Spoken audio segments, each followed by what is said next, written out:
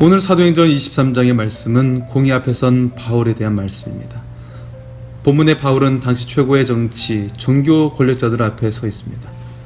바울은 공의 앞에 종교 권력에 대항하고 유대인들의 질서를 어지럽힌다는 죄목으로 잡혀 서 있는 것입니다.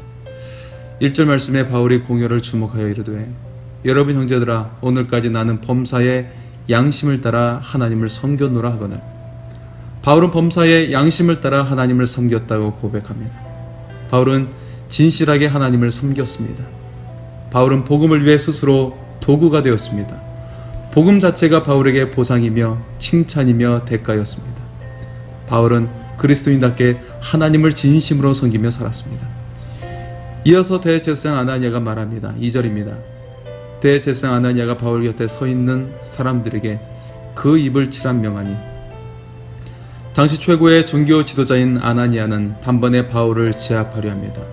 그의 입을 막고 그의 삶과 존재를 부정하려 듭니다.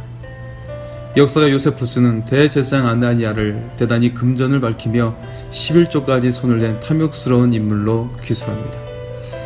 아나니아는 그의 이름의 뜻 시온에 걸맞지 않게 살았고 사사로운 이익에 눈이 멀어 하나님의 이름을 도구 삼고 하나님을 멸시하며 살았습니다.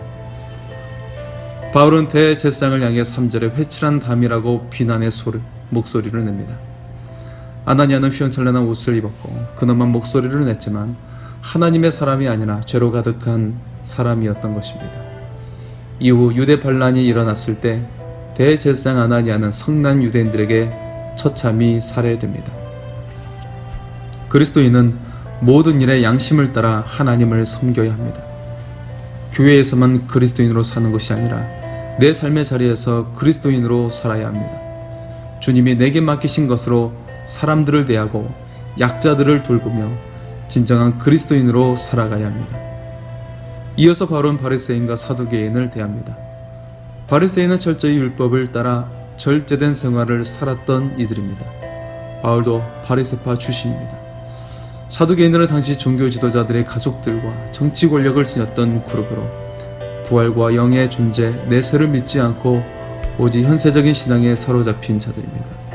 모든 부와 권력을 누렸기에 굳이 영생과 심판과 같은 것에 관심을 둘 이유가 없었던 것입니다. 바울에 의해 바리새파와 사두개파 사이에 싸움이 일어납니다. 그 이유는 부활 논쟁 때문입니다. 6절에서 8절에 바리새인 출신 바울은 바리새인들에게 정치적 지지를 얻는 모습처럼 보입니다. 6절에서 8절의 말씀입니다. 바울이 그중 일부는 사두개인이요 다른 일부는 바리새인인 줄 알고 공회에서 외쳐 이르되 여러분 형제들아 나는 바리새인이요 또 바리새인의 아들이라. 죽은 자의 소망 곧 부활로 말미암아 내가 신문을 받노라. 그 말을 한즉 바리새인과 사두개인 사이에 다툼이 생겨 무리가 나누어지니. 이 본문의 말씀의 강조점은 바리새인은 부활 신앙을 지녔지만 정작 부활의 첫 열매이신 그리스도를 믿지 못하는 아이러니한 상황을 보여줍니다. 사두개인들은 현세의 삶에 치우쳐 부활에 대해 거센 저항을 보여주고 있습니다. 사도행전의 저자 누가는 바리새인과 사두개인을 통해 그릇된 신앙을 폭로하고 있습니다. 이런 다툼은 오늘의 교회에서도 똑같이 일어납니다. 어떤 이들은 현세적 믿음으로 만족하고 모든 것을 누리고 예수를 이용하여 살아가려 합니다. 또 어떤 이들은 부활을 믿는 척하나 위선적 믿음으로 살아갑니다. 그러나 바울은 오직 십자가와 부활을 최우선순위로 삼았던 것입니다. 그의 고백을 들으시기 바랍니다. 고린도전서 2장 2절 말씀입니다. 내가 너희 중에서 예수 그리스도와 그의 십자가에 못 박히신 것 외에는 아무것도 알지 아니하기로 작정하였노라. 바울의 신앙과 삶의 기초는 그리스도의 십자가와 부활이었습니다. 다른 말로 자신은 십자가와 부활의 증인으로 살겠다는 것입니다. 바울의 고백이 우리 그리스도인들의 고백이어야 합니다. 사두개인들과 바리새인들의 다툼이 격렬해져 바울의 안전을 보장할 수 없자 천부장은 즉각 개입하여 바울을 보호합니다. 로마 군대의 영내에서 밤을 맞는 바울에게 주님께서 친히 나타나십니다. 11절의 말씀입니다. 그날 밤에 주께서 바울 곁에 서서 이르시되 담대하라. 내가 예루살렘에서 나의 일을 증언한 것 같이 로마에서도 증언하여야 하리라 하시니라. 바울의 전도 여행은 소아시아와 마케도냐 일대를 뒤흔든 사건이었습니다. 그리고 이 복음의 영향력은 바울이 예루살렘에 도착하기 전에 이미 이방 땅에 왕래하는 수많은 사람의 입소문을 타고 예루살렘에 퍼져 있었던 것입니다. 그리고 이제 주님은 바울에게 부활신앙을 가지고 당시 세상의 중심인 로마로 가라고 하신 것입니다. 주님의 말씀은 바울의 전 생애를 이끄는 꿈이 됩니다. 많은 이들이 꿈이 있습니다. 꿈을 추구하고 꿈을 따라 삽니다. 그리스도인은 우선 꿈의 출처를 살펴야 합니다. 나의 꿈인가? 주님의 꿈인가? 바울은 주님이 주신 꿈을 꿉니다.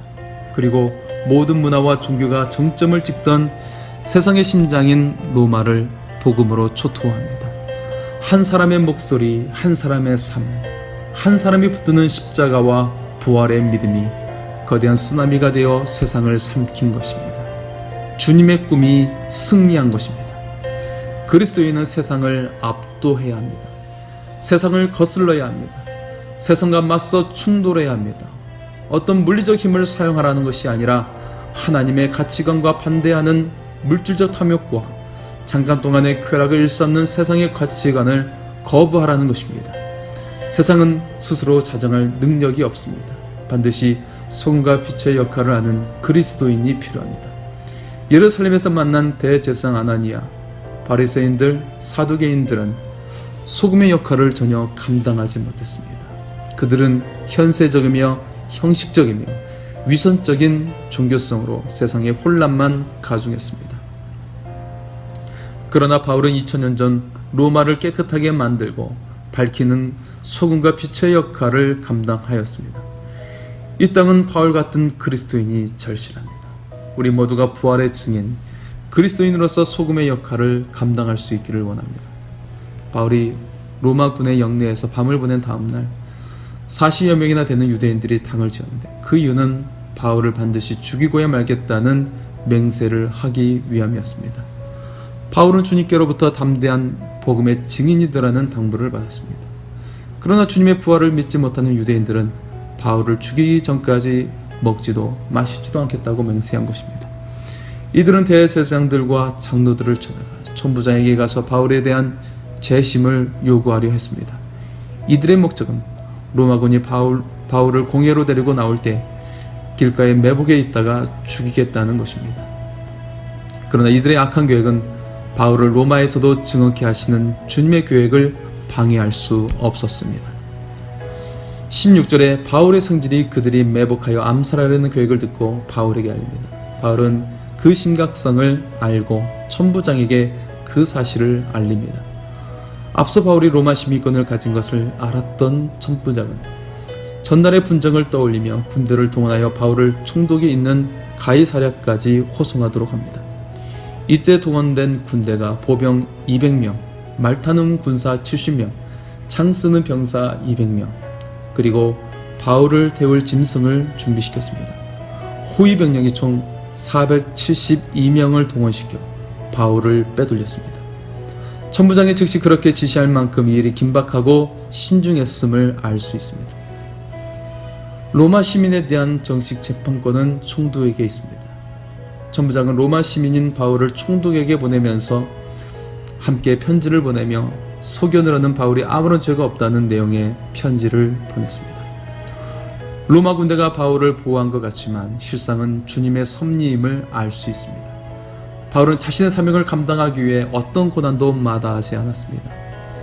35절 말씀에 바울은 주님의 섭리에 따라 헤롯궁에 머물며 자신을 고발한 유대인들을 기다렸습니다. 바울이 옛삶을 과감하게 버리고 새로운 생명의 삶을 결단하고 살았습니다.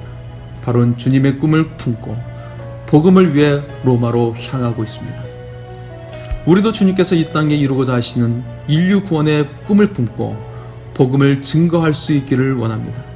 오늘 우리에게 주어진 가정, 일터, 사회 속에서 주님의 향기를 전파하는 복된 삶을 살아갈 수 있기를 소원합니다. 하나님께서 여러분을 사랑하십니다.